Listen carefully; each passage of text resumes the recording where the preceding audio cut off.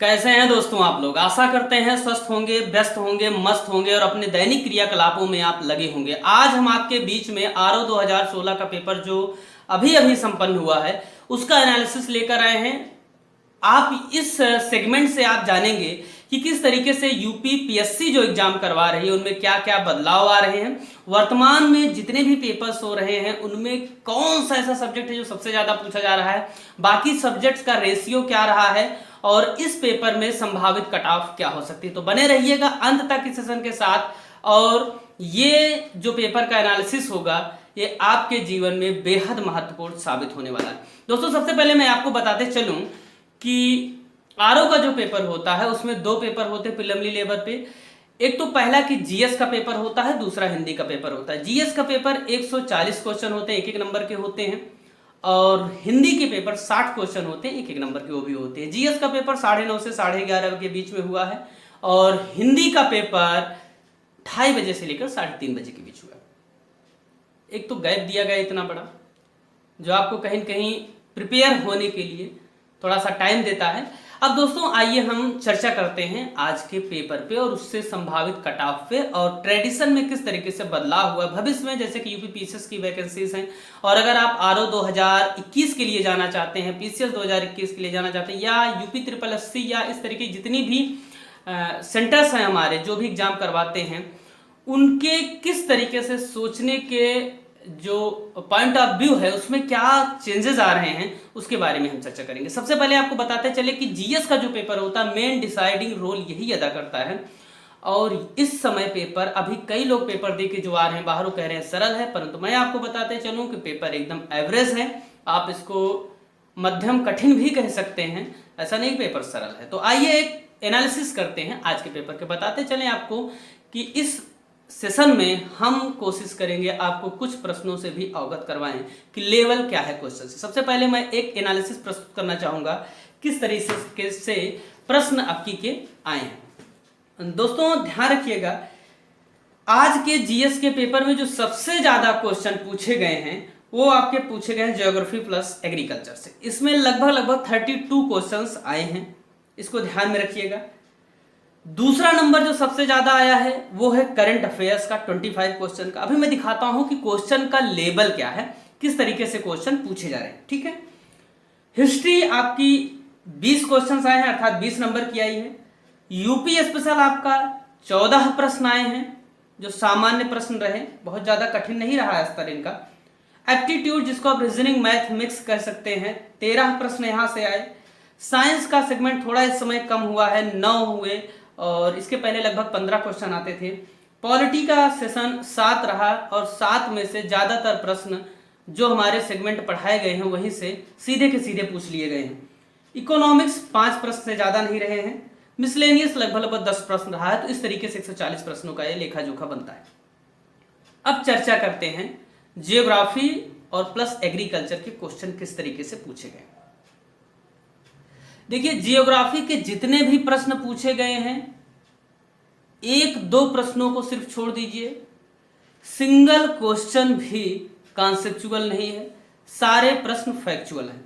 अब आपको मैं एक नजर ले चलता हूं जियोग्राफी के प्रश्न पत्र पर।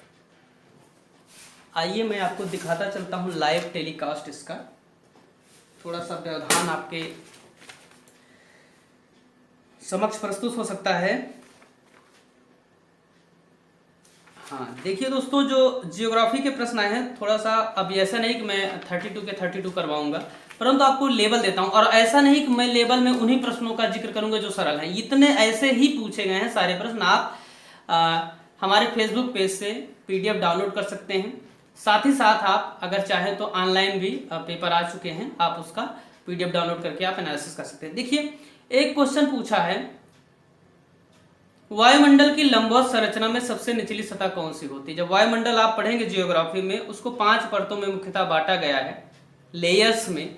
उन लेयर्स में पूछ रहा है सबसे नीचे की लेयर कौन है, ठीक है, जिसको आप क्षोभ मंडल, समताप मंडल, मध्य मंडल, आयन मंडल, बहिर्मंडल में पढ़ते हैं। कुछ कतिपय किताबें ताप मंडल भी देती हैं, थर्मोस्फेयर।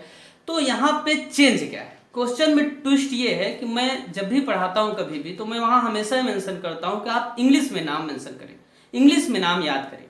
हुआ यही है कि पिछली बार पीसीएस 2019 में भी 2 प्रश्न यहीं से सेम पूछे थे और दोनों का किया क्या था उसने कि नाम इंग्लिश में लिख दिया था, हिंदी वाले पेपर में भी इंग्लिश में। तो वही यहाँ पे भी किया है कि स्ट्रेटोस्फेयर, मेसोस्फेयर, ट्रोपोस्फेयर और थर्मोस्फेयर ऑप्शन दे दिया है और उसकी हिंदी नहीं लिखी है। तो जो हिंदी में सिर्फ रट के गए हैं उनका एक क्वेश्चन गलत होना श्योर है, अगर तुक्का नहीं लगा तो। ठीक है, तो आपको करना क्या है, ट्रोपोस्फेयर इसका होगा आंसर। आपको करना क्या है बेसिकली कि इसका कुछ ऐसे वर्डिंग होती है, यूज की जाती है, जिनका इंग्लिश वर्जन भी आपको पता होना चाहिए। ठीक है, दूसरी बात, कुछ प्रश्न आपको मैं और बताता हूं जिस तरीके से यहाँ पे पूछे गए हैं। ऐसे ही सारे प्रश्न पूछे गए, उसमें कुछ भी नहीं है कि 1-2 कुछ विशेष प्रश्न पूछे गए हों आपके समक्ष, जो कि बहुत कठिनता की तरफ आपको आपका ध्यान आकृष्ट करते हों। जैसे एक प्रश्न पूछा गया है, ये थोड़ा सा आप मैपिंग से देखेंगे, मैपिंग का सेशन अच्छे से करवाएंगे हम। इसमें पूछा है कि कुछ क्षेत्र दिए हैं वो किस देश से संबंधित है। जैसे लॉरेन औद्योगिक क्षेत्र दिया है, रूर औद्योगिक क्षेत्र, ये बहुत सारे फेमस हैं, ब्रिस्टल है, सैक्सोनी रीजन है। तो मैपिंग आपको करनी है, इसका आशा यही हुआ कि मैपिंग आपको अच्छे से करनी है। अब मैपिंग से मैं आपको क्वेश्चन की तरफ थोड़ा सा ले चलता हूँ। एक क्वेश्चन और पूछा, निम्नलिखित देशों में से कौन अफ्रीका के पश्चिमी तट पर स्थित नहीं है। मायने ये नहीं रखता कि अब आपको सारे रट डालने, मायने ये रखता है कितना बड़ा प्रश्न। आप सोचिए, प्रश्न ये पूछ रहा कौन सा पश्चिमी तट पर स्थित नहीं है। आप सोचिए, जैसे आपसे बोले भारत से कि भारत का निम्नलिखित में से कौन सा राज्य है जो पश्चिमी तट पर स्थित नहीं, उसी तरीके का ये प्रश्न बनाया गया है। ठीक है, बहरहाल इसमें ऑप्शन दिया है गैबन, बोत्सवाना, लाइबेरिया। चूंकि अफ्रीका महाद्वीप का संबंधित है तो लाइबेरिया आप देखेंगे ऊपर की तरफ है। ठीक है, उत्तर की तरफ। आगे आपको हम दिखाते हैं, देखिएगा क्वेश्चन कैसे एकदम वनडे लेवल का कुछ प्रश्न एकदम से डाल दिया वैसे के वैसे। निम्नलिखित में से भारत का कौन सा राज्य सर्वाधिक लंबी तटीय रेखा बनाता है। सारे लोगों को पता होगा गुजरात ही बनाता है अगर राज्यों की बात करेंगे तो। ठीक है, क्वेश्चन में यहाँ एक चीज ध्यान में ये रखना है कि राज्य या केंद्र शासित प्रदेश वो दोनों पूछता है। अगर केंद्र शासित प्रदेश पूछ लेगा तो अंडमान निकोबार हो जाएगा, अगर सिर्फ राज्यों की बात करेगा तो गुजरात हो जाएगा। ठीक है, हम जियोग्राफी के सेशन में इसको पढ़ेंगे अच्छे से। सिर्फ आपको क्वेश्चन आंसर नहीं रटना है, मैं आंसर बताने के लिए सेशन कर रहा हूँ। मैं इस सेशन को सिर्फ इसलिए कर रहा हूं कि आप अपना भ्रम तोड़िए। आप अपना भ्रम इसलिए तोड़िए कि आपको सारी किताबें रट के जाना है। ऐसा कहते हैं ना गुरुजी लोग, देखिए गुरुजी की खासियत है, खुद तो फेल हुए हैं, आपको भी फेल करवाएंगे। इसीलिए अपने मन मस्तिष्क को एकदम चेतन अवस्था में रखें। मैं इसीलिए सेशन को करके आपसे अवगत करवा रहा हूं किस तरीके के प्रश्नों को पूछा है। आगे चलते थोड़ा तेजी के साथ। निम्नलिखित में शैल समूहों में से पूछा, अधिकतम मात्रा में कोयला किसमें पाया जाता है। आप देखेंगे ये शुरुआत के ही सारे प्रश्न, आप 1-2 चैप्टर से ही सारा लाद दिया इसमें। गोंडवाना समूह इसमें आप जानते हैं। ठीक है, चलिए दोस्तों आगे की तरफ चलते हैं, आपको बताते हैं कुछ और प्रश्नों को जो कि ज्योग्राफी के टर्म से पूछे गए हैं। देखिए एक प्रश्न पूछा गया है, जीवाश्मी ईंधनों में एकमात्र ऊर्जा का चरम स्रोत है। An ultimate source of energy stored in fossil fuels, ये आपको बताना है। ठीक है, अब देखिए इस प्रश्न को आप पढ़ेंगे तो सिर्फ आपको क्या करना है, 1 लाइनर आंसर देना है। इसीलिए मैंने पहले ही बताया ज्योग्राफी के किसी भी क्वेश्चन में ऐसा उसने नहीं किया है कि आपसे कुछ ऐसे कॉन्सेप्चुअल प्रश्न पूछे जिसमें आप उलझे, आपको सीधे आंसर देना है। लेकिन याद रखिएगा इन कॉन्सेप्चुअल के अलावा जो ये प्रश्न इसमें डाले गए हैं फैक्चुअल रूप में, इनमें भी आप कॉन्सेप्ट का प्रयोग कर सकते हैं। एक प्रश्न और पूछता है, पारिस्थितिकी तंत्र का प्रेरक बल क्या होता है, driving force of an ecosystem. ठीक है, आपको ऑप्शन दिया है कार्बोहाइड्रेट, बायोमास, कार्बन और सौर ऊर्जा। ठीक है, आप सौर ऊर्जा आप देखेंगे कि सूर्य क्या करता है, जितना भी सिस्टम है पूरा वही चलाता है।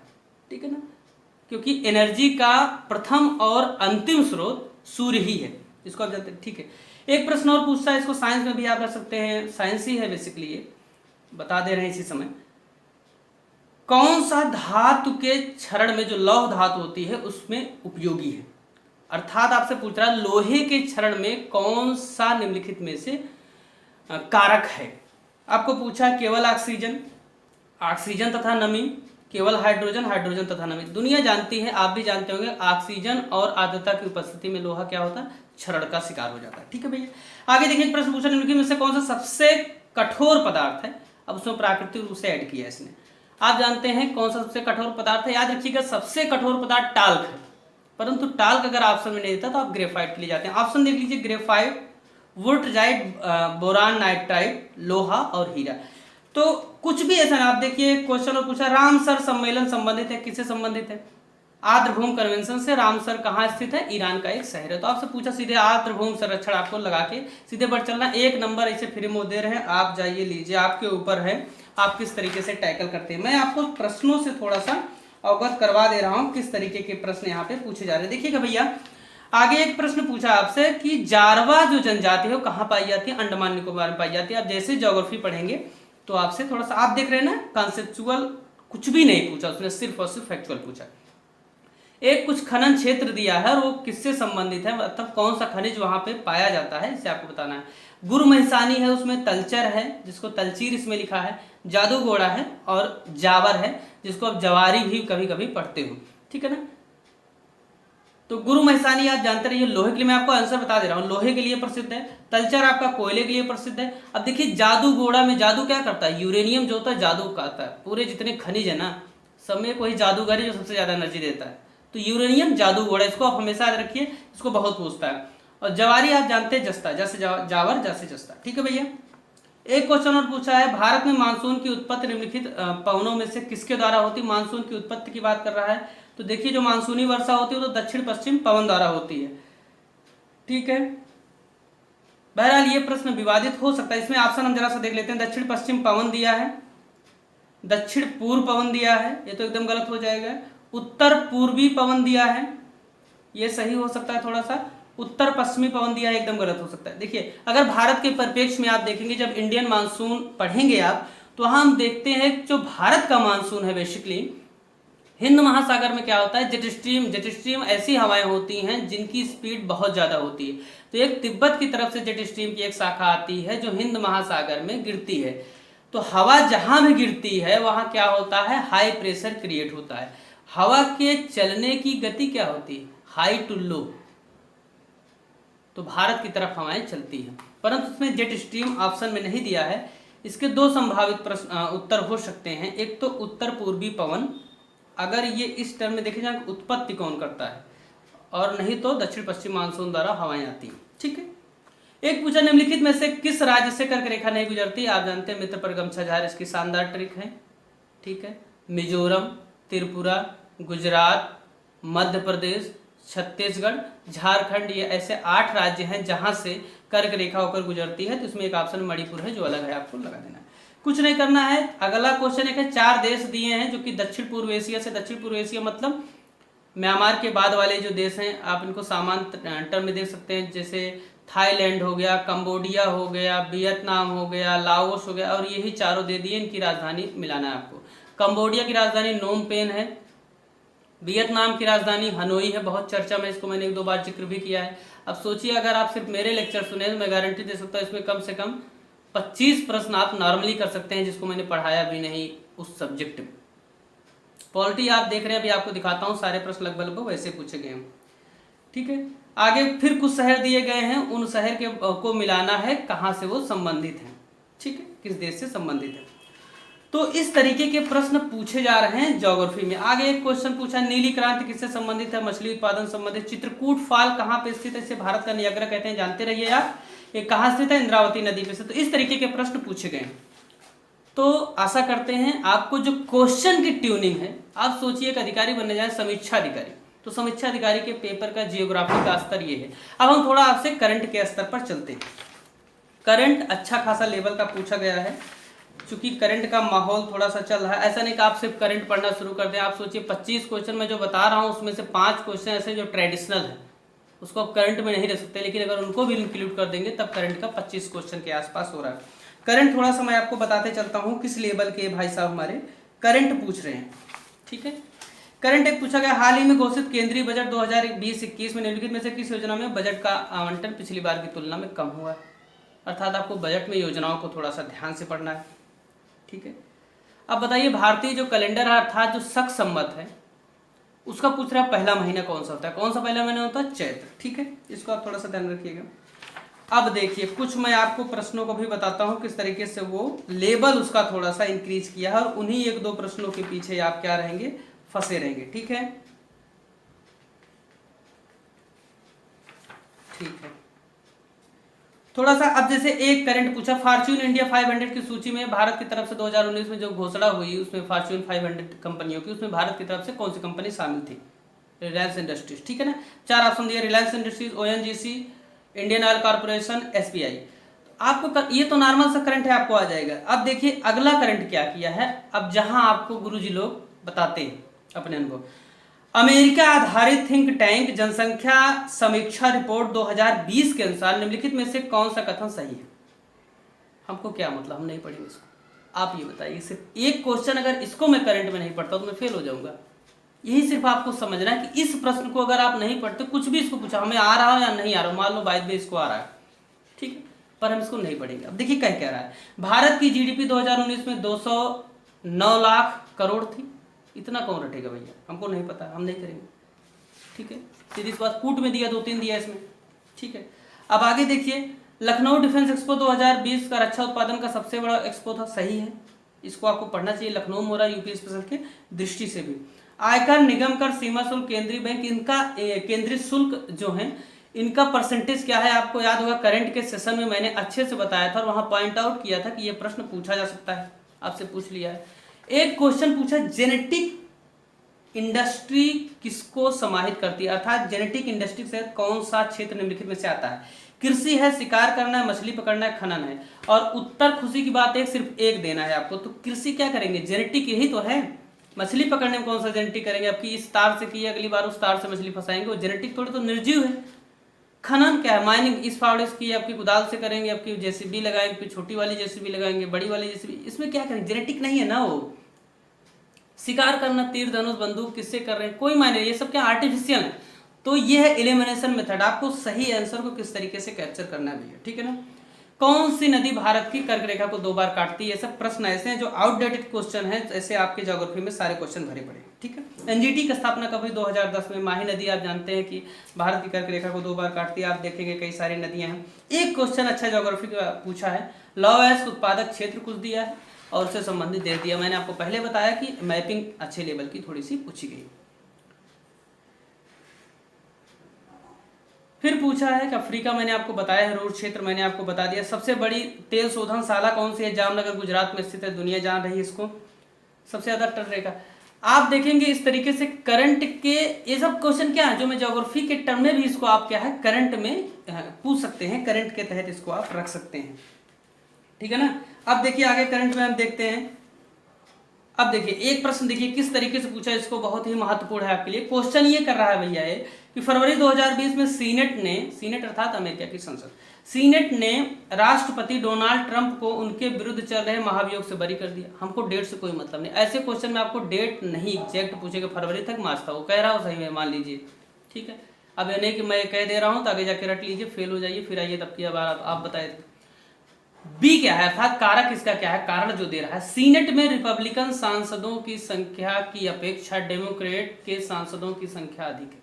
अब इस क्वेश्चन में कुछ नहीं, क्वेश्चन ये बात सही है कि महाभियोग का प्रस्ताव लाया गया था, हटा लिया गया, अगर पारित हो गया हो तो राष्ट्रपति पद से अभी तक हटा दिए गए होते डोनाल्ड ट्रंप से।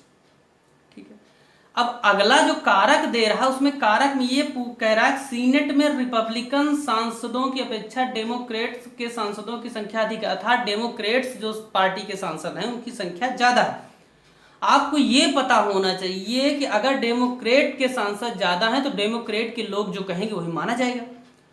और ये सामान्य सी बात है कि जो डोनाल्ड ट्रंप हैं वो रिपब्लिकन पार्टी के उम्मीदवार थे, तो रिपब्लिकन पार्टी के सांसद कम नहीं होंगे, ज्यादा होंगे, इसलिए कारक गलत हो गया। तो ये क्या आईक्यू लेवल की बात है कि आप न्यूज पर किस तरीके से, इतना बड़ा व्यक्ति है वो, उनके बारे में आपको थोड़ी सी जानकारी रखनी चाहिए। ठीक है, अगला क्वेश्चन, ऑस्ट्रेलिया में फरवरी मार्च 2020 में कोई मतलब फरवरी में हुआ, जून में हुआ, कभी भी हुआ, 20 में आयोजित आईसीसी महिला T20 विश्व कप में कितनी टीमों ने भाग लिया? 10 टीमों ने भाग लिया, आपको ये पढ़ना चाहिए। ठीक है ना, अंतरराष्ट्रीय गांधी पुरस्कार, ठीक है, ये सब आपको पता होना चाहिए।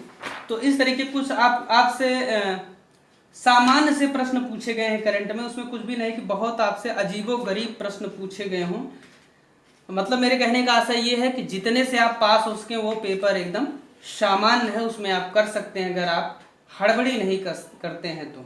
ठीक है, अब कुछ प्रश्न ऐसे पूछे गए जिनको मैं नहीं मानता कि आपको पढ़ना चाहिए। Deposit insurance and credit guarantee insurance निगम के अंतर्गत निम्नलिखित में से कौन सा सही है? भारतीय रिजर्व बैंक की एक सहायक है, रुपए 5 लाख की जमा इसके द्वारा बीमित होती है। अब इसको नहीं पढ़ना है भैया, इसको आपको देखते ही आ भी रहा हो, अगर पूरा नहीं आ रहा है तब भी इसको नहीं पढ़ना है, मतलब टाइम आपको लॉस नहीं करना है।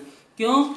क्योंकि प्रिलिमिनरी का क्वेश्चन पेपर का मार्क आपको ऐड नहीं होता है किसी पेपर। ठीक है, तो ये आपका करंट का लेवल था। आइए हम आपको थोड़ा सा हिस्ट्री की तरफ ले चलते हैं। ठीक है ना, क्वेश्चन आप समझते रहिए, बस मैं आपको मोटी मोटा थोड़ा सा एक बार कोशिश कर रहा हूं बताने के बारे में थोड़ा सा।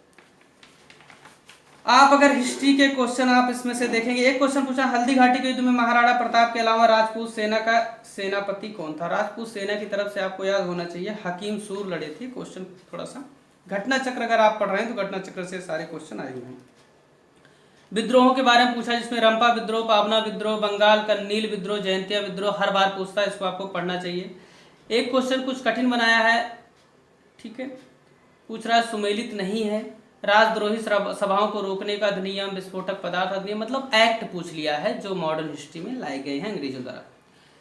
देखिए सारे क्वेश्चन लगभग मॉडर्न हिस्ट्री से पूछे गए हैं। भारत में अंग्रेजों की सफलता फ्रांसीसियों की असफलता के कारण के संदर्भ में निम्नलिखित में से कौन सा है? अर्थात फ्रांसीसी क्यों फेल हुए और अंग्रेज लोग क्यों भारत में रह गए, इसके पीछे तर्क क्या है? अंग्रेजों को बंगाल विजय से अपार धन एवं जनशक्ति का सहारा मिला, आप जान रहे हैं, सही है। अंग्रेजों की बेहतर नौसैनिक ताकत थी, ये भी बात दोनों सही है।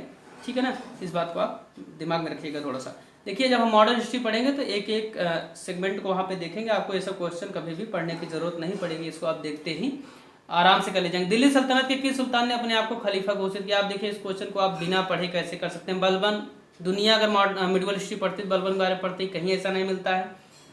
अलाउद्दीन खिलजी दुनिया पढ़ती, कहीं नहीं मिलता। मोहम्मद बिन तुगलक ऐसा कभी नहीं किया। तो एक आदमी बच रहा है मुबारक खिलजी, अगर आप सीधे भी रटे हैं तब भी मार दीजिए और नहीं रटे हैं तब भी आप मार सकते हैं। थोड़ा सा पूछा आजाद हिंद फौज के बारे में पूछा, भारत छोड़ो आंदोलन के बारे में पूछा है, भारत परिषद के बारे में आपसे पूछा है, कब खत्म कर दी गई। ठीक है, क्रिप्स मिशन, अगस्त प्रस्ताव, बेबल योजना, सीआर फार्मूला, इसको मैच करवाने के बारे में पूछा। मैं आपको थोड़ा सा बताता चलता हूं कि देखिए जब आप 40 के बाद की घटनाएं पढ़ेंगे तो 40 के बाद की घटनाओं में हुआ यह है कि एक काम अंग्रेज कर रहे हैं तो उसी का विरोध भारत वाले कर रहे हैं। जैसे अगस्त प्रस्ताव आ रहा है 8 अगस्त 1940 को, उसके विरोध में क्या कर रहे हैं ये लोग? क्रिप्स मिशन ला रहे हैं। ठीक है, क्रिप्स मिशन आ रहा है तो 1944 में क्वेश्चन के अकॉर्डिंग राजा जी फार्मूला आ रहा है, सिराज गोपालाचारी फार्मूला जिसको कहते हैं। 1945 में बेबल योजना आ रही है।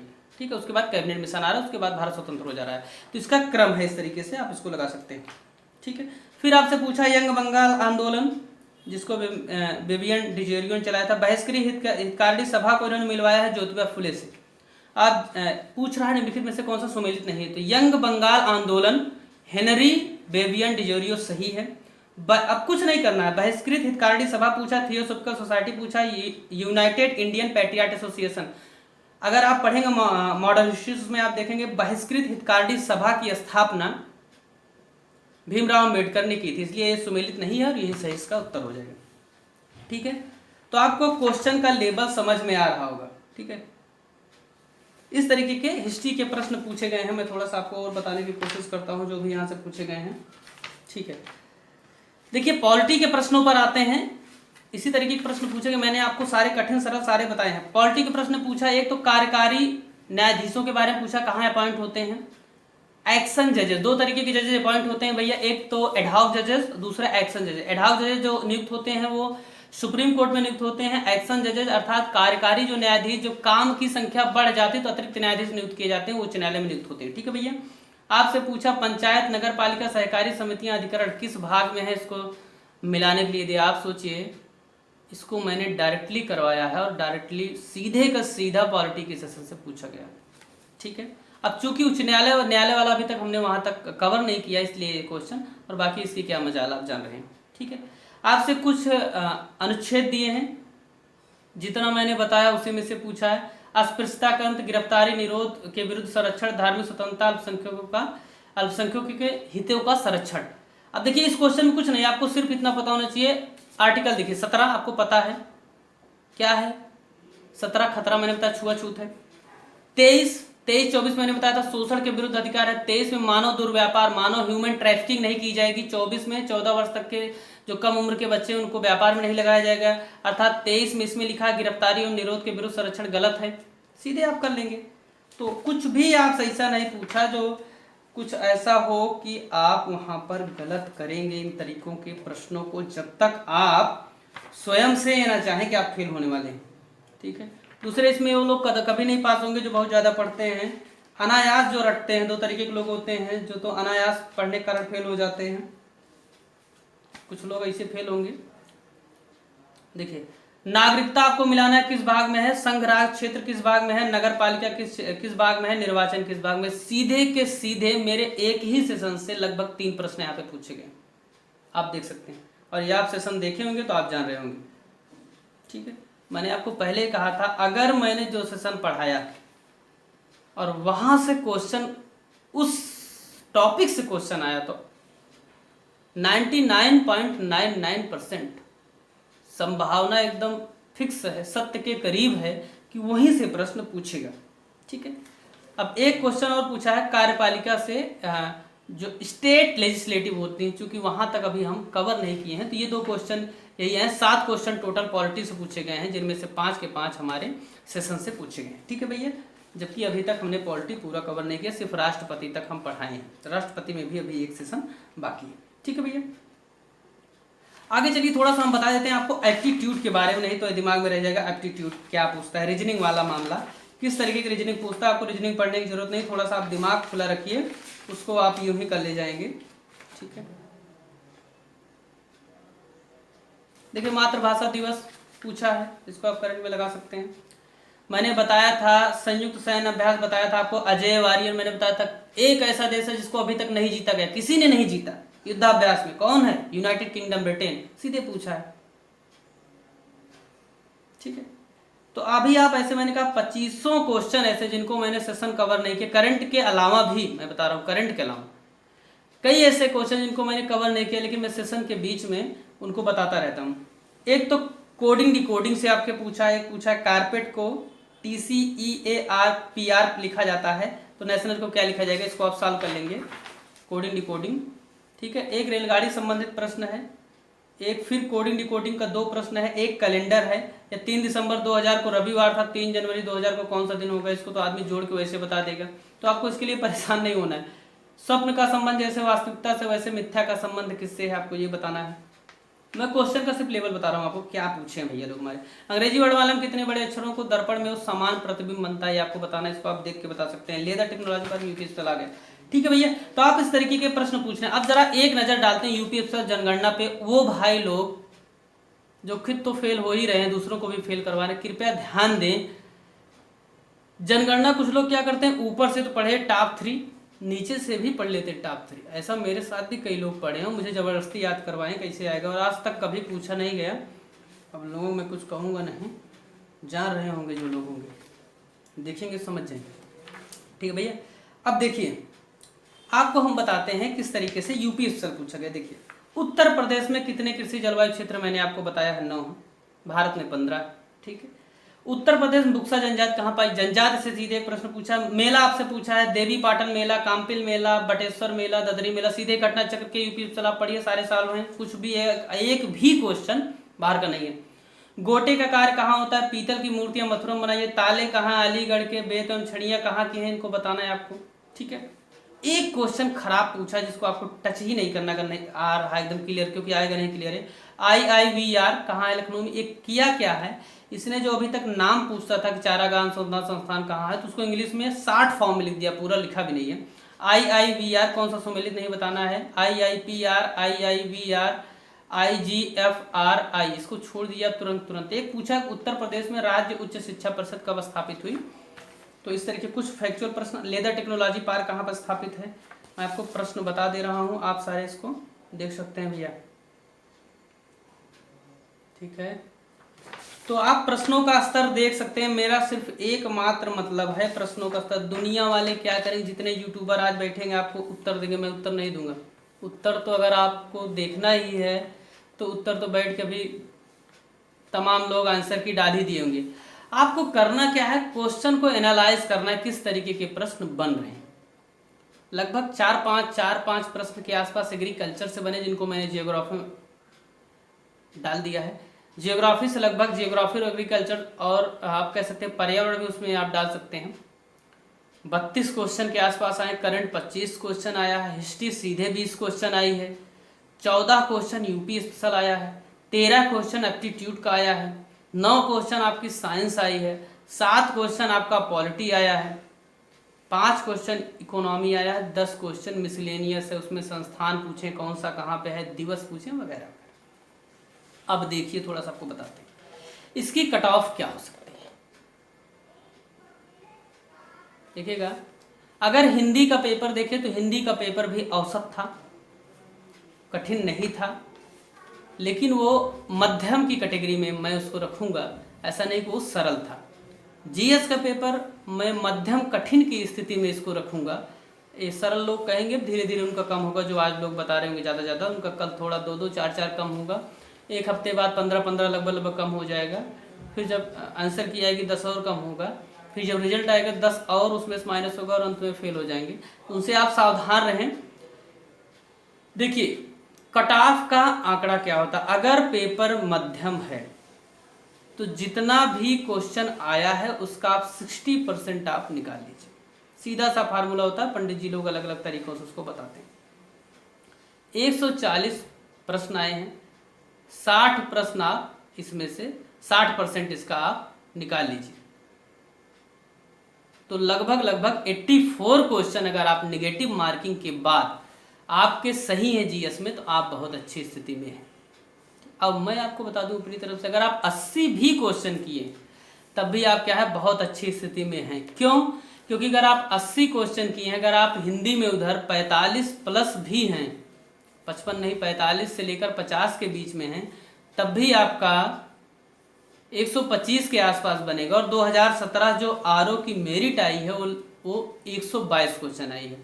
जानकारी के लिए बताते चले कि प्रीलिमिनरी लेवल के मार्क्स आपके मेंस में जुड़ते नहीं, सिर्फ आपको पास होने की जरूरत है। तो अगर आप 80 के आसपास भी हैं तो आप हताश ना हो। अगर आपका हिंदी में 45 प्लस भी है तो आप मेंस की तैयारी में जुट जाएं। ठीक है, दिसंबर में इसका मेंस प्रस्तावित है और आशा करते हैं आपका पेपर अच्छा हुआ होगा। भविष्य में पीसीएस की परीक्षाएं हैं या आरओ 2021 की परीक्षा, जितनी भी परीक्षाएं हैं उनमें आप बेहतर रिजल्ट देंगे और उसमें आपके रिजल्ट में योगेंद्र टाइम्स का महत्वपूर्ण योगदान होगा। रिजल्ट से ज़्यादा आपके व्यक्तित्व में हम सार्थक बदलाव लाने की पूर्णतः कोशिश करेंगे। बने रहिए हमारे साथ। बहुत बहुत धन्यवाद।